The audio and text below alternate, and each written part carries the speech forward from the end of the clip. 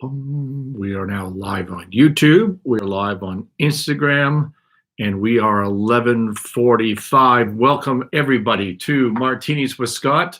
This is our daily touch base here on what are we, Monday, April 12th. Anybody on live yet? They're not. So I'm going to dive into a topic. And hey, everybody that just joined us on Instagram, hello, on YouTube, hello, live again. Martinis with Scott, our daily touch base. Just saying hello. Hope you all had a great weekend. Okay, anybody want me to talk about a specific topic? Please or comments, just throw it out in the chat. And if not, I'm going to talk about how to improve your luck. I'm going to address a listener question. And for all of you listening to this on live or replay, and you have questions you want me to address on the Martinis with Scott channel, please do so. All right. Nobody has anything else. Luck. Some say this is a preparation meeting opportunity. Some say this is preparation meeting opportunity. And some reject outright the idea of luck. I agree that passion is developed rather than waited for passion to arrive, though some have stumbled upon their passion and called it luck. Have you seen luck manifest or not during a turnaround? That was the question that we had. Thank you for sending that in. And again, send in comments or questions in the YouTube notes, Instagram. You want to DM me with anything you'd like me to cover in the future, please do so. The answer to your question is, of course, all the time. Luck is just a huge component of everything that you're doing in business and life, and certainly in turnaround. Let me give you two stories. We do these quickly on the daily touch bases.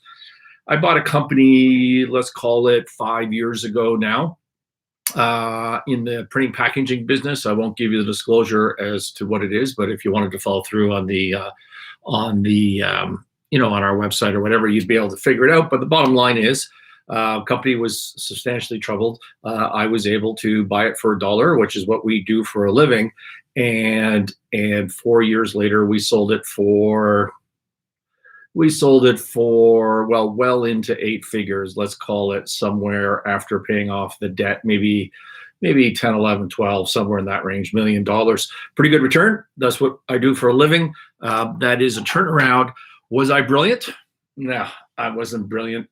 Was I a lot smarter than some other people? I mean, I have my ways about going about things, but I'll tell you what happened on this file in particular is we owned the real estate. The real estate came with the company, and the real estate just kept going up and up and up. And no matter how much I fucked up, the real estate kept saving me.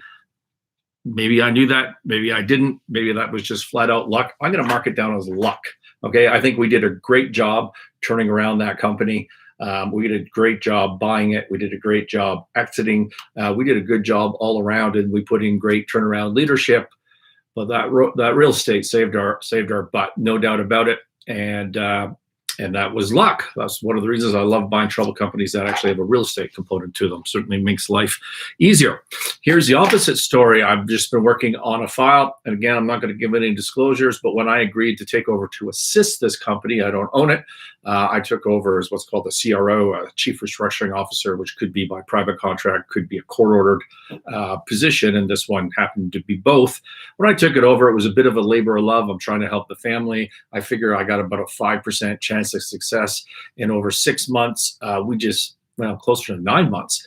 I feel like it was long and it was hard, but wow, did we make progress, and things were going great. And we got to the point where this company was going to be saved and the jobs were going to be saved. And all we needed was a court order. All we needed was a court order for what, in corporate law, you would think would in this jurisdiction would be a slam dunk. It would just be a slam dunk. Judge would say, yeah, cool, do that deal. You save the jobs. It's fair for everybody, all the stakeholders. And did the judge say that? Nope. The judge said, "To hell with you. I'm going to rule against this, and we're just going to effectively. The effect of that is we're going to shut this company down, and it's going to be negative." That hasn't happened yet, by the way. So I don't want to project bad things for this file, but from my perspective, we did everything we could, and we still lost. I hate losing. I've told you on this show before that I had written on my whiteboard when I started this file, "Stop fucking losing." I actually wrote that in big black letters on my board to remind me not to lose in this file. We were winning, and then we just got sideswiped, and there's nothing we can do about it. And you might say to yourself, Scott, like losing in court is not luck. You just had a bad case. Maybe my lawyer sucked. Maybe our position was wrong. Maybe I have confirmation bias and I think I should be this, but the other person, the other side to this was right. Possibly, maybe we drew a judge that hated the legal team, which seemed to be a fact. Maybe that was just bad luck. I'm just telling you your perception of luck. Luck is relative to what you think about it. I think that I had good luck on the success. I think that I had bad luck on this failure. And I'm not one to pass off failures, by the way. I take ownership of everything as much as I possibly can. I'm just going to say that again on Instagram because my battery warning came up, which put you on pause. I take ownership of everything as much as I possibly can. I'm not willing to write off things for bad luck, but I think in this case, we do a autopsy in this failed file. I don't know what we could have done differently. And so yes, in answer to your question, I find luck all the time in everything I do. Am I lucky that I'm born where I was? Of course. Am I lucky that I have the family that I had when I was growing up? Of course. Am I lucky I had the educational system I had? Of course. Could I have been luckier? For sure, I could have been luckier, but I wasn't. It just is what it is. So what does all that mean? You say in your question, preparation, meeting opportunity, and some others reject outright luck. I'm all over luck. I believe in it. I do believe that luck is preparation, meeting opportunity. You need to be prepared. What does that mean? Like if you're not prepared, you're not going to have any luck. I mean, that seems obvious. So 100% you need to be prepared, but then it meets opportunity. How do you increase the odds of meeting opportunity? That's the key, in my view, to this whole luck thing. You got to do your work. You got to do your homework. You got to be prepared. You got to create your brand if we're talking about a business. You need to get your head right if we're talking about personal. But then what you need to do is increase your opportunities. How do you do that? Say yes to more things. Try a lot of things. Just try a lot of things, but then quit. Like if things aren't working, this is the essence of A/B testing, right? I'm going to try this, I'm going to try that, I'm going to see one which works better, and I'm going to iterate. I'm going to iterate my way to success.